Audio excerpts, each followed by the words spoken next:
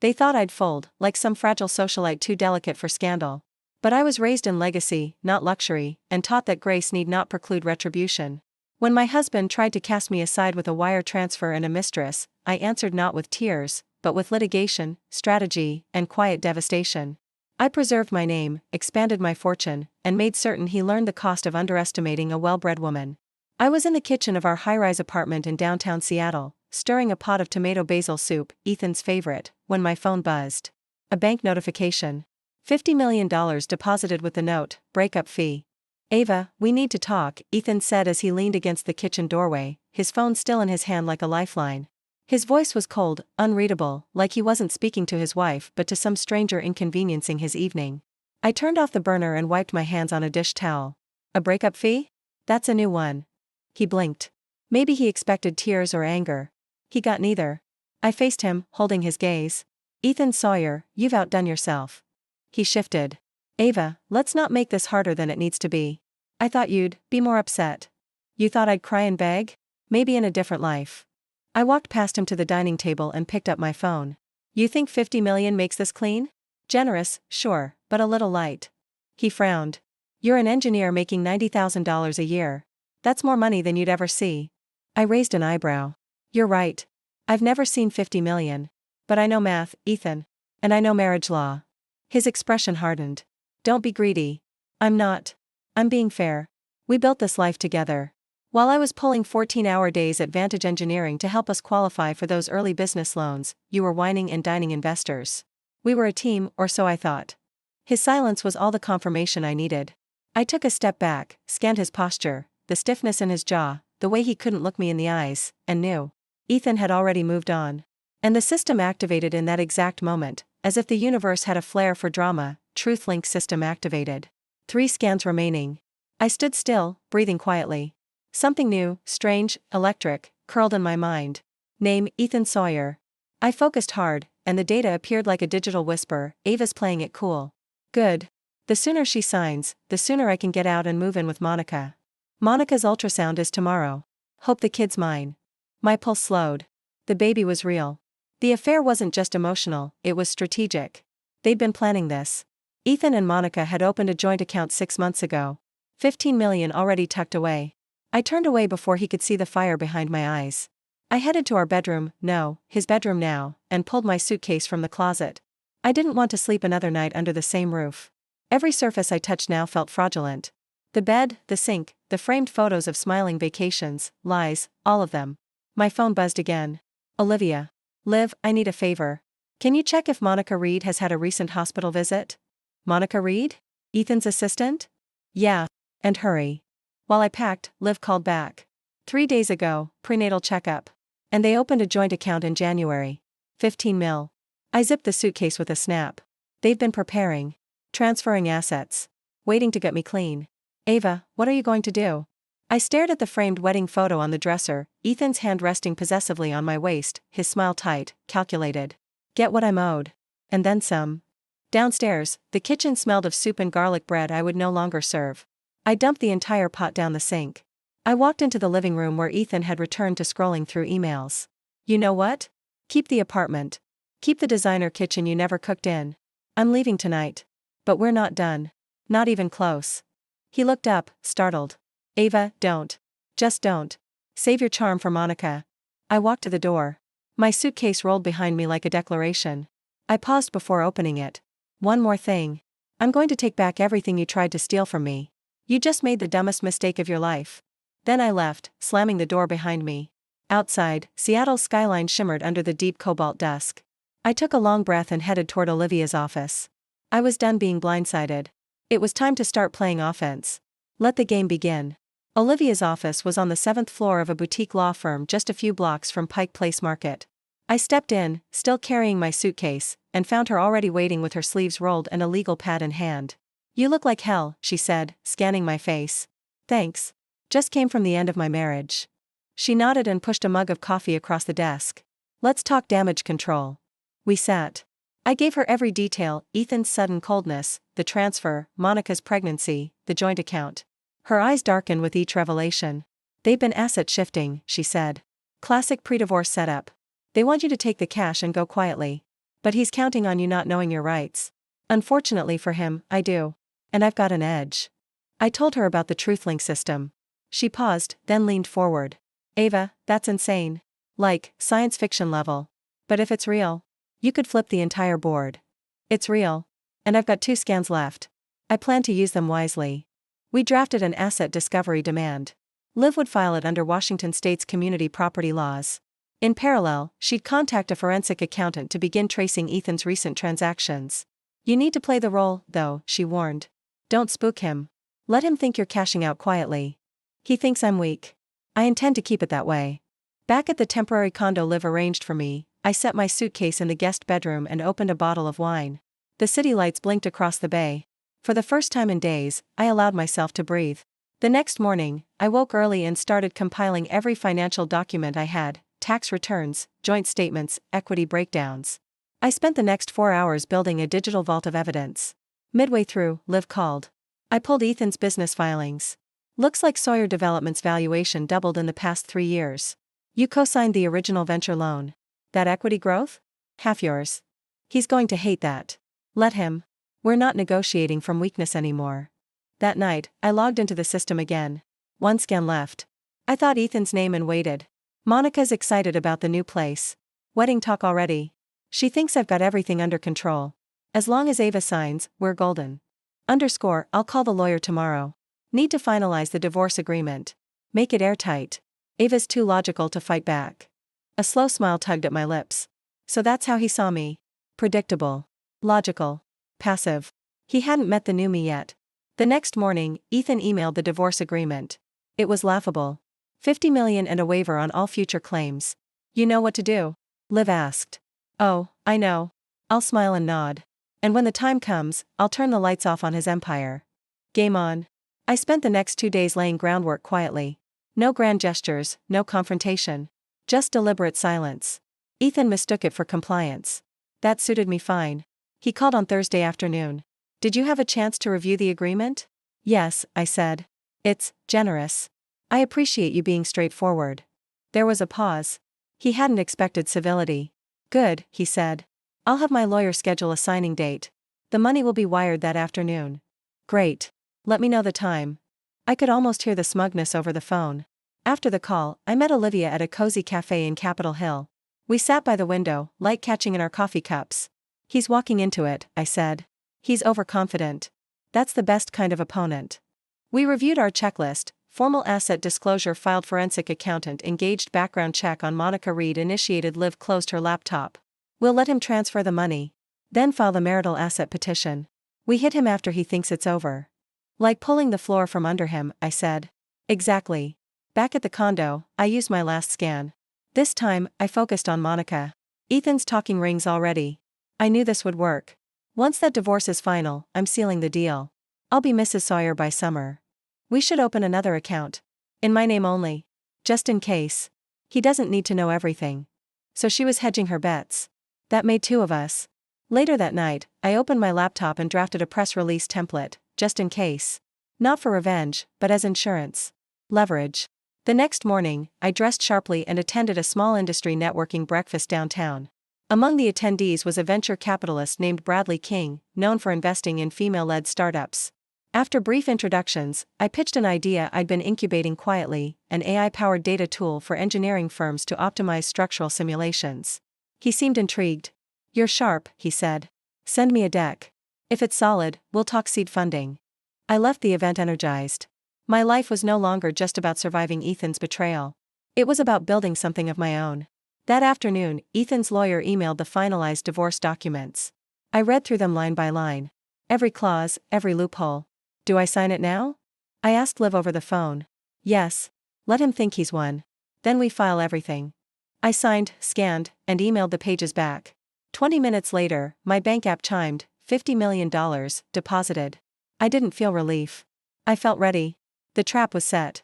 Now, we wait for the trigger. Ethan invited me to lunch. Let's keep things friendly, he texted. We had good years. No reason to end bitterly. I agreed, not because I needed closure, but because I wanted to look him in the eye and see what arrogance looked like in person. Liv warned me not to lose my cool.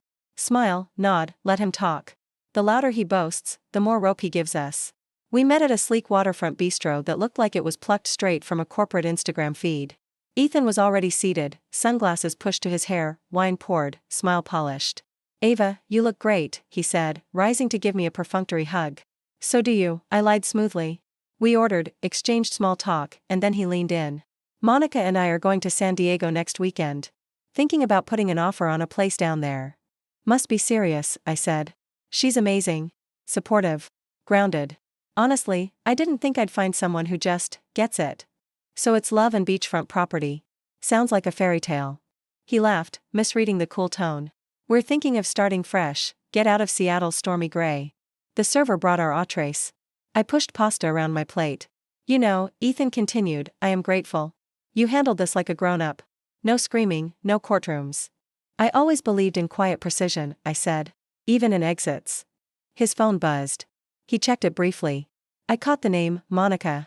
Then he tucked it away with a grin. "She's planning a little party next week. Soft launch of the new house. Maybe we'll do an announcement. An engagement party for a house you haven't bought yet." Bold. "It's marketing, Ava. Presentation. Like everything else." My jaw tightened. He was already spinning the next version of his story.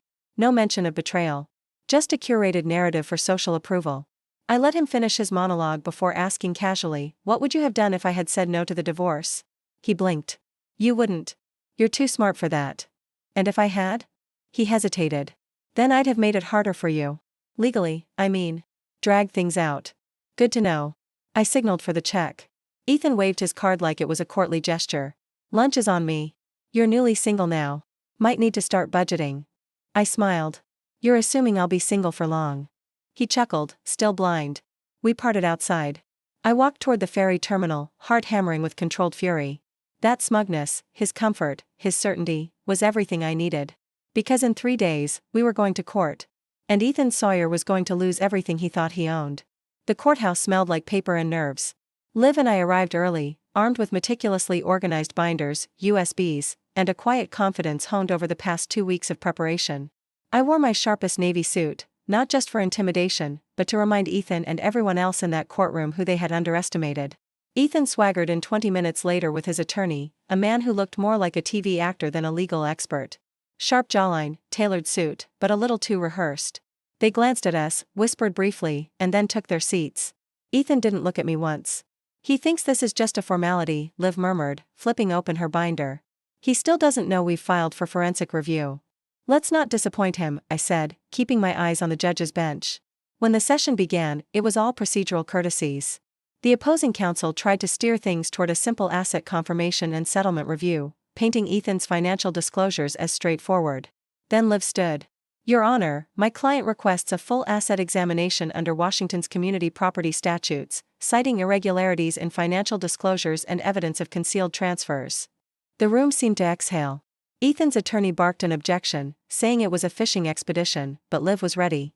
She handed the judge a thick folder of exhibits, joint accounts with suspicious withdrawals, shell company names, a timeline of wire transfers, even real estate records that connected back to Monica Reed. The judge, a sharp-eyed woman with a no-nonsense tone, flipped through the documents. "Mr. Sawyer, were these holdings disclosed in your initial affidavit?" Ethan stood, hesitating for the first time. "They were related holdings. Business-related. I didn't think they were personally relevant." "They're relevant," the judge said crisply. Motion granted. Full audit to commence immediately. Ethan sat down stiffly. I saw it, the tightening jaw, the shallow breath, the tiniest twitch in his cheek. Liv leaned toward me. "That's the look of a man whose castle just got its foundation pulled." As we exited the courtroom, Ethan's attorney had dropped his polished smile. They stood whispering at the far end of the hall. Ethan peeled away and caught up to me just before the elevator. "Ava, come on," he said in a low voice. "This is absurd. You already took the 50. Why drag it out?" I turned, calm and deliberate. "Because the truth matters. And too late. So you want to destroy me now? Is that it?" "No. I just want what's legally and ethically mine. You were the one who wanted out. Remember?" His expression flickered. He opened his mouth, closed it again. I watched as he struggled to summon that effortless confidence. "You always underestimated me, Ethan. That was your first mistake." He stood frozen, the elevator doors opening behind me. I stepped inside, staring at him until the doors closed. Back at Liv's office, we toasted quietly with espresso shots. She pulled out a thick legal pad. Now comes the real work. Financial subpoenas. Deposition prep. And following that paper trail as far as it goes. Let's dig it all up, I said. Every last dollar. This wasn't about revenge. It was about reclamation. And I wasn't leaving anything behind. 2 days later, the headlines exploded like fireworks across Seattle's legal and business circles. Real estate tycoon under investigation for asset concealment in divorce case. It was on every local news channel, buzzing through Twitter threads, and dissected by legal bloggers. Someone had leaked the court filing. Whether it was a clerk, a journalist, or a strategic leak from Liv's firm, it didn't matter. The truth was out. Ethan's carefully sculpted public image, upstanding entrepreneur, philanthropic investor, doting fiancé, was cracking like tempered glass. He called me that evening. "You leaked it," he said flatly. "I didn't. But I'm not crying about it either. This is going to ruin deals. Clients are calling. My board is furious. Maybe you should have thought about that before lying in court." There was a beat of silence. Then, "You win, okay? You want more? Fine. I'll renegotiate. Just make it stop." It's not about winning, Ethan. It's about accountability. I ended the call. That night, I met Liv and Grant, the private investigator, at a bar in Belltown. The place was dimly lit, with jazz humming in the background and people pretending not to overhear conversations. "He's slipping," Grant said as we clinked glasses. "He and Monica had a screaming match yesterday. Neighbors reported it. Cops almost got involved." "I love poetic justice," Liv said. "Let's keep pushing." "What about the offshore accounts?" I asked. Grant pulled a small notebook from his coat. "We've confirmed 3 accounts, 2 in the Cayman Islands, 1 in Luxembourg. All funneled through shell companies under Monica's name. Will that stand up in court? We'll need a warrant and cooperation from the Financial Oversight Board. But the paper trail's messy enough to drag it all into discovery." My phone buzzed. Monica's name lit the screen. "We need to talk." I stared at it. "About what?" "I didn't sign up for this. Ethan promised things. I didn't know he'd be this reckless." The cracks were spreading. Everyone had underestimated me. And now, one by one, they were unraveling. I took a long sip of bourbon and replied, "Let's talk. Tomorrow. Noon. My office." Liv raised an eyebrow. "You're meeting her? Let's see what she's made of." We toasted again. To the next move. Monica arrived 5 minutes early, which surprised me. She looked different from the glossy Instagram photos, no designer coat, no flawless makeup. She wore a plain sweater, her hair in a loose bun, and carried a small notebook instead of a handbag. "Thanks for meeting me," she said as I closed the door to my office. "You asked." "I'm listening." She hesitated before sitting across from me. Her voice was strained. "Ethan's unraveling. You already know that. But he started talking about transferring what's left of his business shares into a trust, something off the books." "That's illegal," I said flatly. "I know. And I want no part of it. He's lied to me, too. He said we'd be married by now. That everything was fine. But I think he's planning to vanish, leave me and the baby behind." I studied her. This wasn't the Monica from the yacht parties and luxury real estate tours. This was someone who saw the edge of a cliff and realized she didn't have a parachute. "Why tell me this?" "Because I need help. I don't have a prenup. If he goes down and blames me, I have nothing. And I know things, accounts, passwords, records. Things you'd want." I nodded slowly. "You're testifying. In exchange for immunity and financial protection. I want a clean break. I want out." "That can be arranged. But if you're playing both sides, I'm not. I'm pregnant, not stupid." We discussed terms. Liv joined us mid-meeting, and Monica signed a preliminary witness cooperation form. She'd provide access to Ethan's communication logs and the physical location of a locked filing cabinet in his Bellevue office. After she left, Liv exhaled slowly. She's scared. And cornered. This could be our key. Then we make it count. That night, I combed through the emails Monica forwarded. It was all there: offshore bank setups, correspondence with his private banker, even a draft agreement between Ethan and a buyer for shell company shares. The next morning, we filed a motion to freeze Ethan's remaining business assets. The judge approved it in under 24 hours. By Friday, Ethan was served with an emergency order while walking into a high-stakes pitch meeting. Grant texted me the scene: Ethan shouting into his phone on the curb outside the tower, his investor walking away without a backward glance. I watched it on security footage later. It was oddly satisfying, the man who once said I wouldn't survive without him, silenced by a courthouse injunction. That weekend, Monica sent one final batch of data, audio files of conversations with Ethan, including one where he admitted to forging a signature on a previous asset document. "This is it," Liv said, sliding the files across her desk. "We can push for criminal charges." "We will." But I want to do more. What do you mean? I want to make sure no one else like me, or like Monica, ends up cornered. We need to build something. A resource hub. A network. Liv raised an eyebrow. You're serious? Completely. I called my accountant that afternoon. I began sketching out the framework for what would become the Northwest Women's Legal and Financial Resource Center. Meanwhile, Ethan went silent. His lawyer tried stalling. Court dates were pushed. But pressure was mounting, clients backed out, partners vanished, and several former employees came forward with whistleblower claims. By the end of the month, the Department of Revenue had opened a formal investigation. Monica quietly moved out of Ethan's apartment and into a smaller condo closer to the water. She emailed occasionally, mostly updates on the baby, short and neutral. I didn't reply, but I appreciated the humanity behind them. Then came the letter. Ethan's attorney proposed a new settlement, $180 million, full disclosure, and complete asset division according to my terms. Liv reviewed it 3 times. He's giving up. He knows it's over. I stared at the page. It's not enough. Legally, it's generous. But not ethically.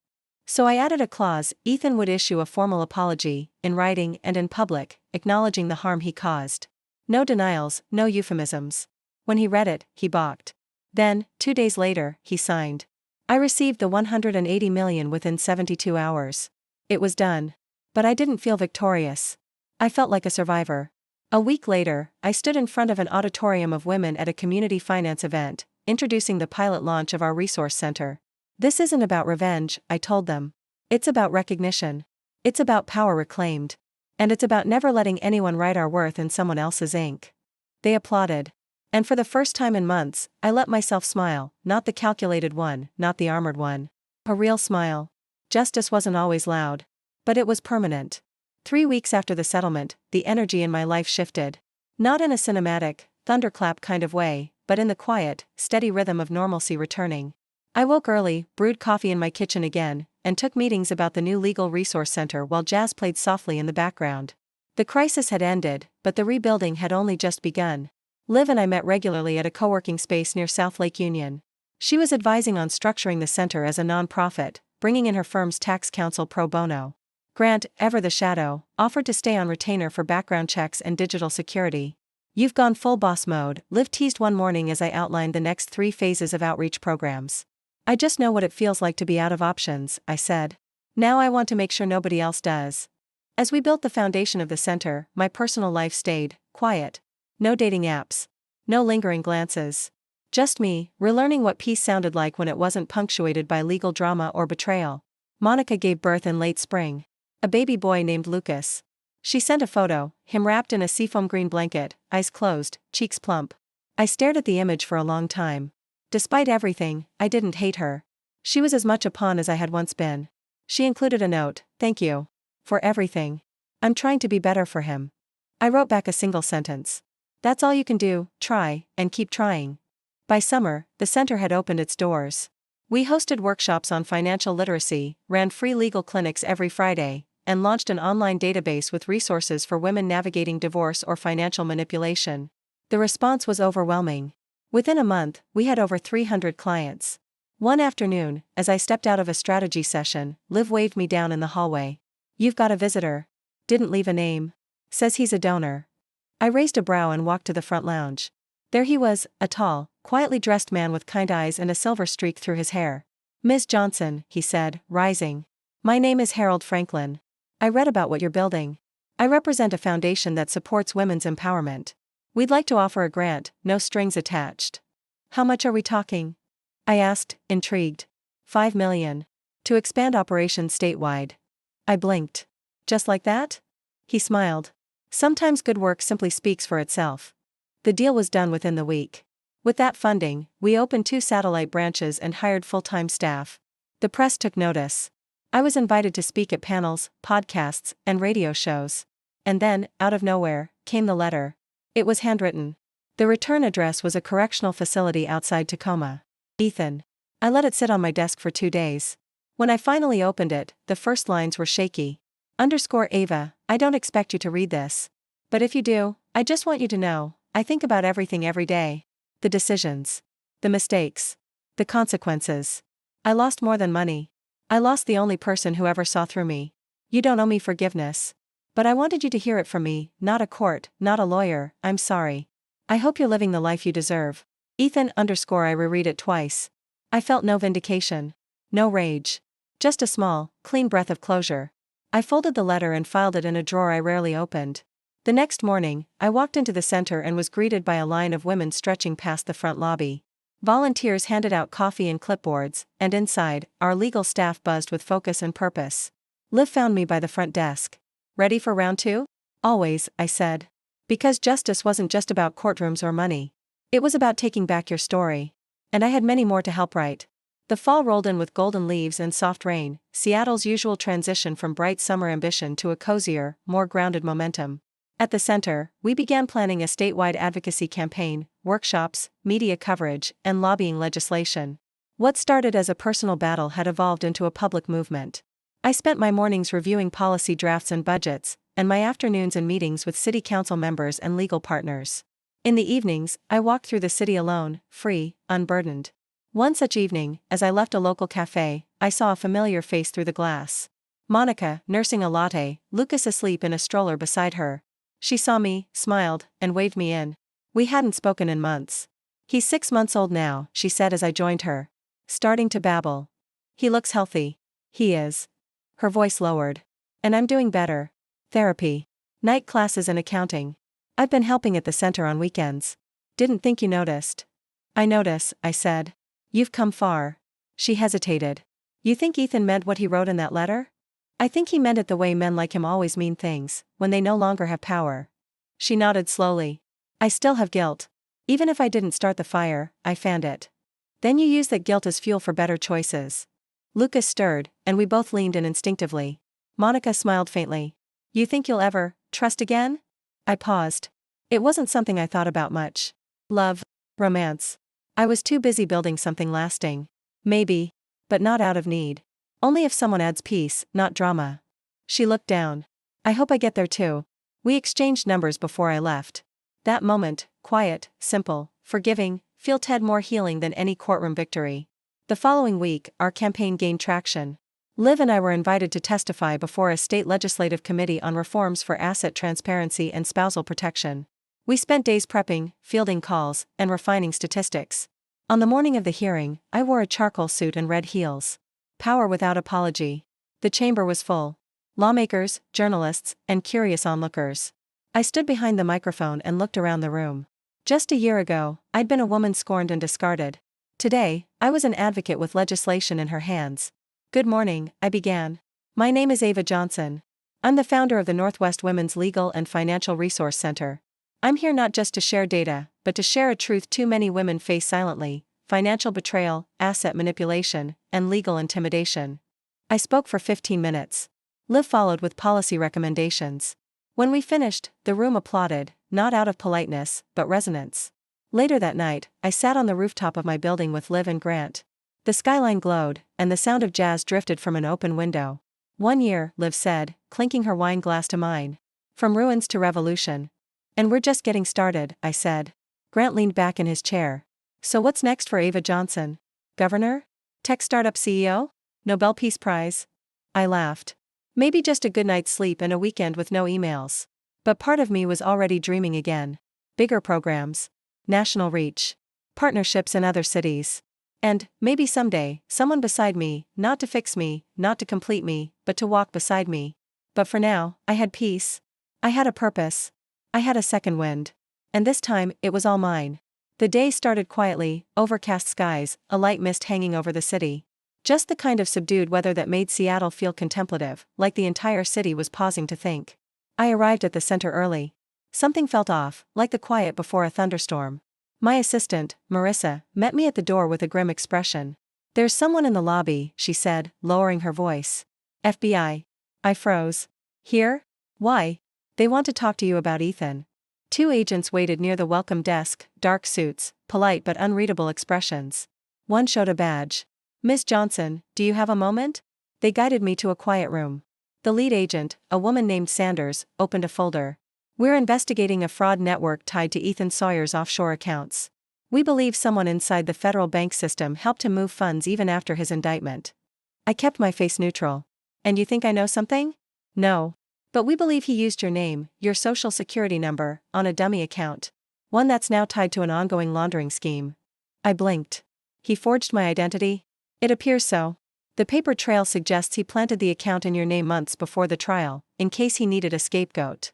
The betrayal was layered, deeper than I'd imagined. He hadn't just tried to cheat me.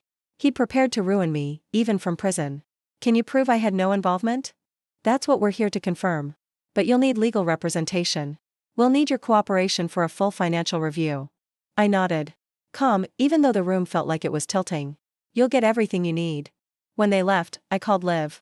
She was already pulling files within 20 minutes. We'll get ahead of it, she said.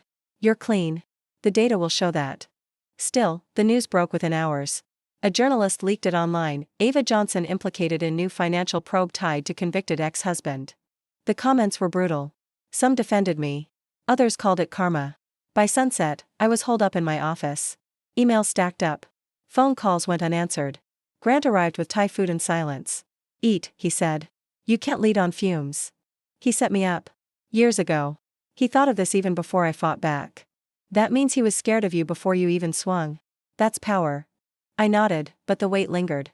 The next day, Liv held a press conference. She laid out the timeline, presented data, and even brought in a forensic analyst. My client was the victim of identity forgery by the very man she legally dismantled. And she will cooperate fully. We released a statement. Media outlets picked it up. Some reversed tone. Others waited. But the most unexpected shift came from Monica. She showed up at the center that afternoon, holding her laptop and a manila folder. He tried to use Lucas's name too, she said quietly. I found the paperwork in a safe deposit box. I didn't know until today. I stared at her. He was willing to use his son? He never saw people. Only assets. The documents she brought were damning. Enough for the FBI to freeze Ethan's remaining Shell accounts within 48 hours. Enough to clear my name. A week later, I stood at a podium again. This time, not to pitch policy, but to reclaim my identity. I will not be undone by the man who already lost everything, I said to a room of the press. This center was built from betrayal. And it will stand through storms because it was built by women who refused to stay quiet. The applause was deafening. Months passed. The investigation concluded. My name cleared. The center grew. We opened offices in Portland, San Francisco, and Denver. We trained new attorneys. Built a scholarship fund. Helped survivors become leaders. And one rainy Thursday, just before closing, I found a letter in the mail. No return address. The handwriting, familiar. _Ava. They froze everything. The account I used to create the false ID. I won't be getting out. And maybe I don't deserve to. But I want you to know. I never stopped thinking about you. Even while plotting my worst decisions. You were the only one who ever made me feel seen. That's why I hated you in the end. You saw too much. Goodbye, Ethan _ I set the letter down. I didn't cry. Didn't burn it. Just placed it in the drawer with the first. Later that night, Monica, Liv, Grant, and I toasted again, 5 years to the day since the truth system activated.